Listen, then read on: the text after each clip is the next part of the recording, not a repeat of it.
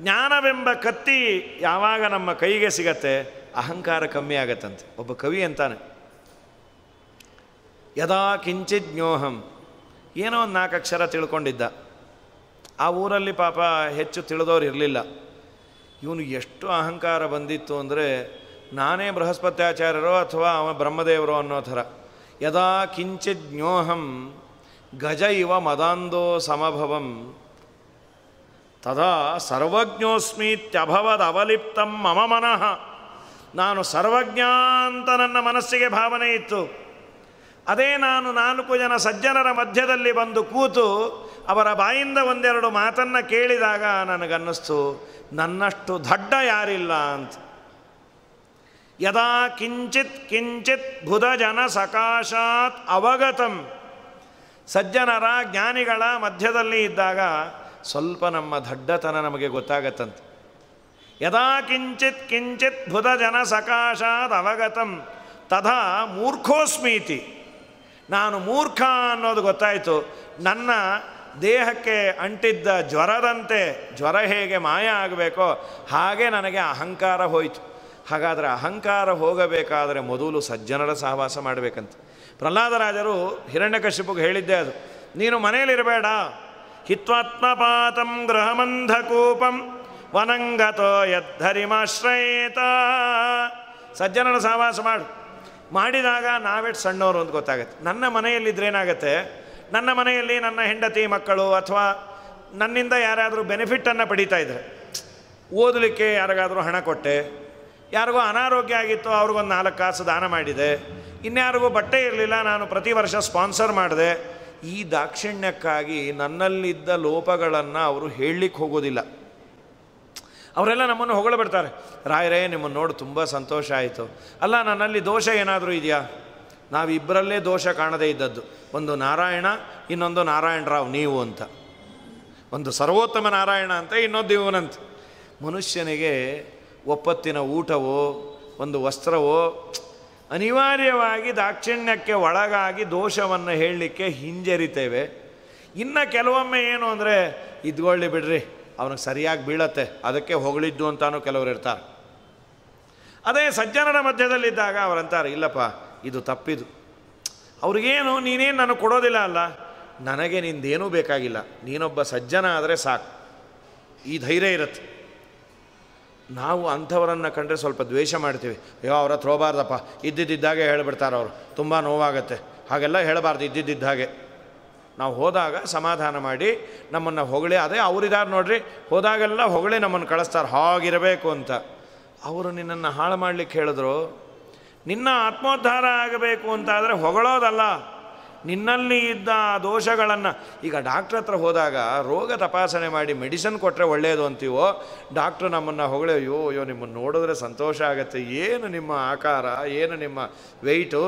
ಡಾಕ್ಟ್ರೇ ನನಗೆ ರೋಗ ಹೊಟ್ಟೆ ನೋವು ಬಂದಿದೆಯಲ್ಲ, ಹೊಟ್ಟೆ ನೋವು ಹೊಟ್ಟೆ ಇದ್ದವ್ರಿಗೆಲ್ಲ ಬರುತ್ತಪ್ಪ, ನಿನಕಿನ್ನ ಜಾಸ್ತಿ ನನಗೂ ಇದೆ, ಅದಕ್ಕೆಲ್ಲ ಮೆಡಿಸನ್ ತೊಗೋಬಾರ್ದು ಅಂದರೆ, ಸ್ವಾಮಿ ಹೊಗಳಿದ್ದು ಸಾಕು, ಮೊದಲು ರೋಗಕ್ಕೆ ಔಷಧಿ ಕೊಡಿ ಅಂತೀವೋ, ಅಲ್ಲಿ ನಾವು ಅಕ್ಸೆಪ್ಟ್ ಮಾಡ್ತೇವೆ. ಆದರೆ ನಮ್ಮ ದೋಷಗಳನ್ನು ಯಾರಾದರೂ ಹೇಳಿದ್ದಾರೆ, ರೋಗ ಬಂದಾಗ we are ready to accept it. ಅಬ್ಬಾ ಆ ಡಾಕ್ಟ್ರು ಸರಿಯಾಗಿ ಡಯಾಗ್ನೈಸ್ ಮಾಡಿದ್ರು ಅಂತ. ಅದೇ ಶಾಸ್ತ್ರ ನಮ್ಮನ್ನು ತಪ್ಪಿತಸ್ಥ ಡಯಾಗ್ನೈಸ್ ಮಾಡಿದಾಗ ಶಾಸ್ತ್ರವನ್ನೇ ದ್ವೇಷ ಮಾಡ್ತೀವಿ, ಹೇಳಿದವರನ್ನೇ ದ್ವೇಷ ಮಾಡ್ತೀವಿ. ಇದು ನಮ್ಮ ದುರ್ದೈವ. ಯಾರಾದರೂ ನೀನು ಸನ್ಮಾರ್ಗದಲ್ಲಿಲ್ಲ ಅಂದರೆ ಫಸ್ಟ್ ಅವನಿಗೆ ಬರೋದು ಕೋಪವೇ. ಓ ನೀವೇನು ಮಹಾ, ನಿಮ್ಮದೆಲ್ಲ ಗೊತ್ತು ನಮಗೆ. ಇಲ್ಲ, ಇವನು ನನ್ನನ್ನು ಉದ್ಧಾರ ಮಾಡಲಿಕ್ಕೆ ಬಂದಿಯಾನೆ, ಇವನ ಮಾತನ್ನು ಕೇಳುವ ಬರೋದಿಲ್ಲ. ಅದಕ್ಕೆ ಅಂದರು ಪುರಂದರದಾಸರು,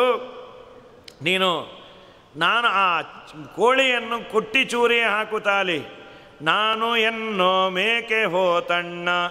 ಈ ಮೇಕೆಯನ್ನು ಅದು ಮೇ ಮೇ ಮೇ ಮೇ ಅಂತಾನೆ ಇರುತ್ತದೆ, ನಾನು ನಾನು ನಾನು ನಾನು ನಾನು ನಾನು ಅಂತ ಮೇಕೆ. ಮನ್ಯು ಪಶು ಕೋಪಕ್ಕೆ ಸಂಕೇತ ಅಂದ್ಯಾರು. ಅದರಲ್ಲಿ ಆ ಕೊಂಬಿರೋ ಆಡಿರುತ್ತಲ್ಲ, ಅದಕ್ಕೇನು ಕೋಪ ಅಂದರೆ ಒಂದು ಸಲ ಗುದ್ದಿದ್ರೆ ಸತ್ತೇ ಹೋಗ್ತೀವಿ ನಾವು. ಟಗರು ಅದು ಸಿಕ್ಕಾಪಟ್ಟೆ ಗಟ್ಟಿ, ಅದರದು ಹಣೆ.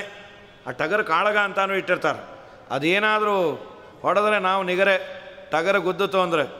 ಅದಕ್ಕಂದ್ರು ಮನುಷ್ಯನಿಗೆ ಕೋಪ ಮನುಷ್ಯನನ್ನು ಹಾಳು ಮಾಡೋದು ಎರಡಂತ, ಒಂದು ಕಾಮ, ಇನ್ನೊಂದು ಕ್ರೋಧ.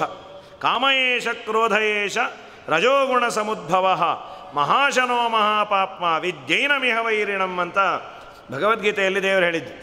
ಕಾಮ ಒಂದು ಕೆಟ್ಟ ಬಯಕೆ, ಬಯಕೆ ಈಡೇರದಿದ್ದಾಗ ಕೋಪ. ಎಷ್ಟೋ ಬಾರಿ ನಾವೇ ಅಂದ್ಕೊಳ್ತೀವಲ್ಲ, ಅನ್ಯಾಯ ರೀ, ಅವರನ್ನು ಬೈದು ಬಿಟ್ಟೆ, ಬೈದೇ ಇದ್ದಿದ್ರೆ ಚೆನ್ನಾಗಿರೋದು. ಇದೆಲ್ಲ ಮಾಡಿದ ಮೇಲೆ ನಮಗೆ ಅನಿಸತ್ತೆ. ಕೋಪ ಮನುಷ್ಯನನ್ನು ತುಂಬ ಹಾಳು ಮಾಡಿಬಿಡತ್ತೆ. ಅದಕ್ಕಂದ್ರು ನಾನು ಎನ್ನೋ ಮೇಕೆ ಹೋತಣ್ಣ, ಅದೇ ಮೇಕೆನೇ ಹೋತ, ಆ ಮೇಕೆ, ಆ ಕೋಪ, ಅದನ್ನು ಬಲಿ ಕೊಡು. ಅದಕ್ಕೆ ತಕ್ಕ ಜ್ಞಾನವೆಂಬೋ ಪೋತರಾಜಣ್ಣ. ಆ ನಾನು ನಾನು ನಾನು ಅಥವಾ ಮನ್ಯು ಕೋಪ ಹೋಗಬೇಕಾದರೆ ಜ್ಞಾನ ಯಾರಿಗೆ ಬರುತ್ತೆ ಅವರಿಗೆ ಕೋಪ ಕಮ್ಮಿ ಇರುತ್ತೆ. ನೀವೇ ನೋಡಿ, ಹೆಚ್ಚೆಚ್ಚು ಅಧ್ಯಯನ ಮಾಡಿದವರ ಮಾತುಕತೆಗೂ ಸ್ವಲ್ಪ ತಿಳುವಳಿಕೆ ಇದ್ದವ್ರ ಹತ್ರ ಮಾತನ್ನು ಆಡಿದ್ರೆ ಗೊತ್ತಾಗತ್ತೆ. ಸ್ವಲ್ಪ ಬೇಡ, ನಮ್ಮಲ್ಲೇ ನನ್ನನ್ನು ನಾನು ದೊಡ್ಡವನು ಅಂದ್ಕೊಂಡು ನಾನು ಅಸ್ಯೂಮ್ ಮಾಡ್ಕೊಂಬಿಟ್ಟಿನಿ, ನನಗೆಲ್ಲ ಗೊತ್ತು. ಯಾರೋ ಏನೋ ಕೇಳಲಿಕ್ಕೆ ಬರ್ತಾರೆ, ಸ್ವಾಮಿ ದೇವ್ರ ನೈವೇದ್ಯ ಅಂದ್ರೇನು? ಅದೇ ಅಪ್ಪ ದೇವ್ರು ತಿನ್ನೋದು. ನೀವಿಟ್ಟಾಗ ದೇವ್ರು ತಿನ್ನೋದೇ ಇಲ್ಲ, ಬಾಯಿ ಮುಚ್ಚು, ಹಾಗೆಲ್ಲ ದೇವ್ರ ಬಗ್ಗೆ ಕೇಳಬಾರ್ದು, ನೈವೇದ್ಯ ಅಂದರೆ ನೈವೇದ್ಯ, ಬೈದು ಕಳಿಸ್ತೇವೆ. ಯಾಕೆ? ನಮಗೆ ಗೊತ್ತಿಲ್ಲ ಅನ್ನೋದು ಅವನಿಗೆ ಗೊತ್ತಾಗ್ಬಿಟ್ರೆ. ಅದೇ ಗೊತ್ತಿಲ್ಲದ ವ್ಯಕ್ತಿ ಅಂತಾನೆ, ಇಲ್ಲಪ್ಪ ನಾನು ಇದನ್ನು ವಿಚಾರ ಮಾಡಬೇಕು. ರಾಘವೇಂದ್ರ ಸ್ವಾಮಿಗಳಂಥ ಮಹಾನುಭಾವರು ಉಪನಿಷತ್ತಿನಲ್ಲಿ ಒಂದು ಕಡೆ ಬರೀತಾರೆ,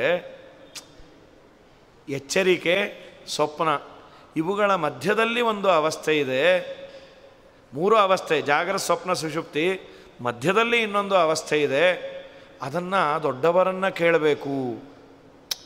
ಅದಕ್ಕೆ ಹಿರಿಯರೆಲ್ಲ ಹೇಳಿದ್ದು ಗ್ರಂಥದಲ್ಲಿ ಬರೆಯಲ್ಲ, ನಿಮ್ಮ ಗುರುಗಳನ್ನು ಕೇಳಿ ತಿಳಿಯಿರಿ, ಅದು ರಹಸ್ಯವಾದದ್ದು ಅಂತ.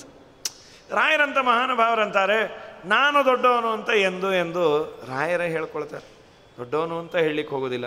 ವ್ಯಾಸರಾಜರಂಥ ಮಹಾನುಭಾವರಂತಾರೆ ನಾವು ದೊಡ್ಡವರಲ್ಲ, ಟೀಕಾರಾಯರಂದ್ರು ನಾವು ದೊಡ್ಡವರಲ್ಲ ಅಂತ.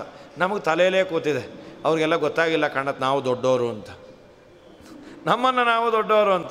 ಈ ಅಹಂಕಾರ ಇದೆಯಲ್ಲ, ಅದಕ್ಕೆ ಅಂದರು ಪುರಂದರದಾಸರು, ನಾನು ಎನ್ನೋ ಮೇಕೆ ಹೋತಣ್ಣ, ಅದಕ್ಕೆ ತಕ್ಕ ಜ್ಞಾನವೆಂಬೋ ಪೋತರಾಜಣ್ಣ. ಅದಕ್ಕೆ ಜ್ಞಾನ ಅನ್ನುವ ಪೋತರಾಜ, ಅವನೇ ಅವುಗಳನ್ನೆಲ್ಲ ಹಿಡಿದು ಕಡಿಯೋದು. ನಾನು ನಾನು ನಾನು ಅನ್ನೋದು ಹೋಗ್ಬೇಕಂತ. ಮಾನವೆಂಬೋ ಚಾಟಿ ಹೊಡೆದು ಹೀನ ಹೋತನ ಸೀಳಿ ಬಿಸಿಟು. ಮಾನ ಅಹಂಕಾರ ಅನ್ನುವಂಥ ಚಾಟಿಯಿಂದ ಹೊಡೆದು, ಅಹಂಕಾರವೆಂಬ ಇದನ್ನು ಚಾಟಿಯಿಂದ ಹೊಡೆದು, ಜ್ಞಾನವೆಂಬ ಕತ್ತಿಯಿಂದ, ಮಾತುಗಳೆಂಬ ಚಾಟಿಯಿಂದ ಹೊಡೆದು ಅದನ್ನು ಸೀಳಿದಾಗ, ಅಹಂಕಾರ ಬಿಟ್ಟಾಗ, ಧ್ಯಾನ ಗುಡಿಸಲು ಸೂರೆಗೊಂಡು ತಾನೇ ಬೆಳಗುವ ಜ್ಯೋತಿ ನಿಲ್ಲಿಸಿ ಊರ ದೇವರ ಮಾಡಬೇಕಣ್ಣ. ನಮ್ಮ ದೇಹದ ಒಳಗೆ ಅಹಂಕಾರ ಮಮಕಾರಗಳು ಚೆನ್ನಾಗಿ ತುಂಬಿರೋದ್ರಿಂದ ಈ ದೇವರ ಪ್ರತಿಷ್ಠಾಪನೆ ಆಗ್ತಾಯಿಲ್ಲ. ಈಗ ಇಲ್ಲಿ ನಾವು ಪೂಜೆ ಮಾಡಬೇಕು ಅಂತಾದರೆ ಮೊದಲು ಸ್ವಚ್ಛ ಮಾಡ್ತೀವಲ್ಲ, ಇಲ್ಲೆಲ್ಲ ಕೆಟ್ಟ ಕೊಳಕು ಇದ್ದರೆ ಪೂಜೆ ಮಾಡೋದಿಲ್ಲ. ನಮ್ಮ ಸಣ್ಣ ಪೂಜೆಗೆ ನೀಟ್ ಮಾಡ್ಕೊಳ್ತೀವಿ. ಇನ್ನು ಸಂಸ್ಥಾನದ ಪೂಜೆ ಆಗಬೇಕು ಅಂದರೆ ಇನ್ನೂ ಸ್ವಲ್ಪ ನೀಟ್ ಮಾಡ್ತೀವಿ. ಇಲ್ಲಿ ಪ್ರತಿಷ್ಠಾಪನೆಯನ್ನೇ ಮಾಡಬೇಕು ಅಂದರೆ ಇನ್ನೂ ಸ್ವಲ್ಪ, 1 ದಿನದ ಶುದ್ಧಿ, 1 ಗಂಟೆಯ ಶುದ್ಧಿ, ಇಡೀ ಆಚಂದ್ರಾರ್ಕ ಉಳಿಬೇಕು, ಗರ್ಭಗುಡಿ ಅದು, ದೇವರು ಅಲ್ಲಿ ನಿಲ್ಲಬೇಕು, ಅಲ್ಲಿ ಯಾವ ತರಹದ ಕೊಳಕು ಬರಬಾರ್ದು, ಮೈಲಿಗೆ ಆಗಬಾರ್ದು ಅಂತ ಚೆನ್ನಾಗಿ ನೀಟ್ ಮಾಡ್ತೀವಲ್ಲ. ಮನಸ್ಸೆಂಬ ಗುಡಿಸಲು ಅಂದರು, ಧ್ಯಾನ ಗುಡಿಸಲು, ಧ್ಯಾನವನ್ನು ಗುಡಿಸಿದಾಗ ಅದನ್ನು ಧ್ಯಾನದಿಂದ ಗುಡಿಸೋದಂತೆ. ದೇವರ ಧ್ಯಾನವನ್ನು ಮಾಡ್ತಾ ಮಾಡ್ತಾ ಮನಸ್ಸು ಶುದ್ಧ ಆಗತ್ತೆ. ಆ ಶುದ್ಧ ಆದಮೇಲೆ ಅಲ್ಲಿ ಭಗವಂತ ಬೆಳಗ್ತಾನಂತೆ.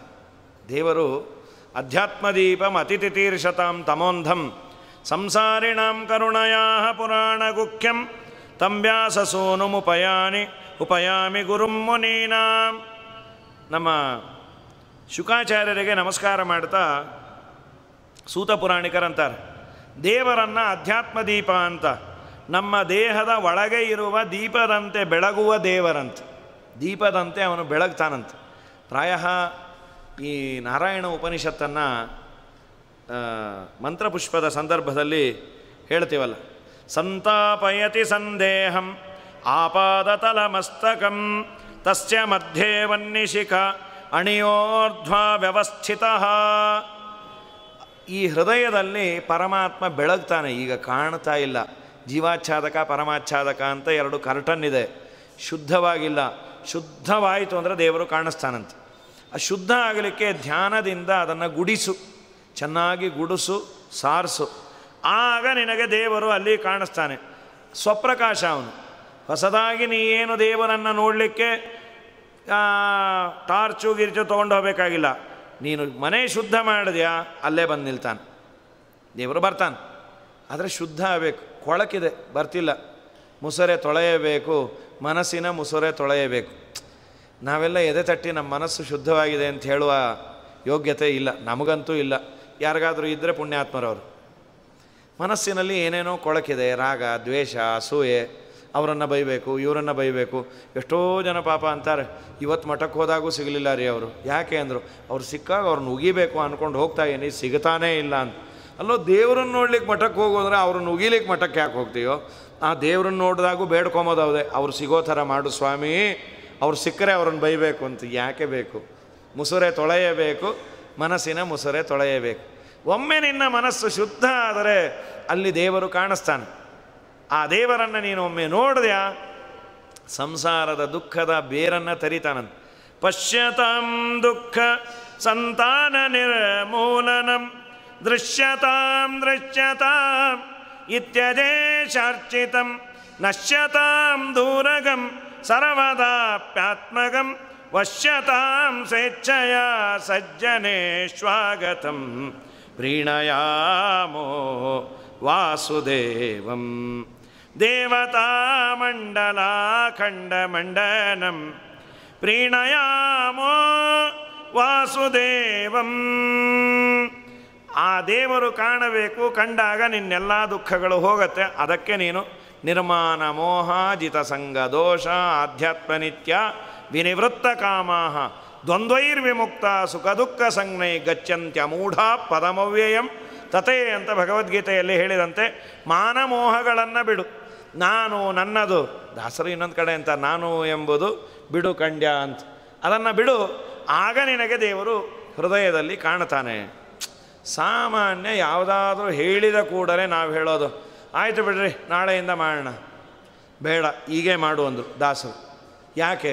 ನಾಳೆ ನೀ ಇರ್ತೀಯೋ ಇಲ್ಲೋ ಅದಕ್ಕೆ ಅಂದರು. ಹೀಗೆ ಮಾಡು, ಹರಿಸ್ಮರಣ ಈಗಿಂದಾನೇ ಮಾಡು, ನಾರಾಯಣ ಕೃಷ್ಣ ಗೋವಿಂದ ಅನ್ನು. ಯಾಕ್ರಿ ಅಷ್ಟು ಅರ್ಜೆಂಟು? ನಾಳೆ ಎಲ್ಲ ಫ್ರೆಶ್ ಆಗಿ ನೀವು ಹೇಳಿದಾಗೆ ಬೆಳಗ್ಗೆ ಎದ್ದು ಸ್ನಾನ ಮಾಡಿ ಹಲ್ಲುಜ್ಜಿ, ಸ್ನಾನ ಮಾಡಿ ಹಲ್ಲುಜ್ಜೋದಲ್ಲ, ಹಲ್ಲುಜ್ಜೆ ಸ್ನಾನ ಮಾಡಿ ಅಂತೂ ನೀಟಾಗಿ ಮಡಿ ಗಿಡಿ ಉಟ್ಕೊಂಡು ಮಾಡ್ತೀನಿ. ಬೇಡಪ್ಪ, ಈಗಿಂದ ಶುರು ಮಾಡೋ. ನಾಳೆ ನೋಡೋಣೆನ್ನ ಬ್ಯಾಡಣ್ಣ, ಕೇಳಣ್ಣ ನಿನ್ನ ಬಾಳು ಅಸ್ಥಿರವೆಂದು ತಿಳಿಯಣ್ಣ. ಬಾಳುವ ಕಾಲದೀಯಮನು ಪಾಳೆಗಾರನಂತೆ ಬರಲು, ಕೋಳಿಪಿಳ್ಳೆ ಆಡುವಾಗ ಹಾಳು ಹದ್ದಿನಂತೆ ಒಯ್ಯುವ ಉರದೇವರ ಮಾಡಬೇಕಣ್ಣ. ತನ್ನೊಳಗೆ ತಾನು ಉರದೇವರ ಮಾಡಬೇಕಣ್ಣ. ಎಂಥ ಮಾತ್ರಿ? ನಾಳೆ ಅನ್ಬೇಡ ಅಂದ್ರೆ ಯಾಕೆ?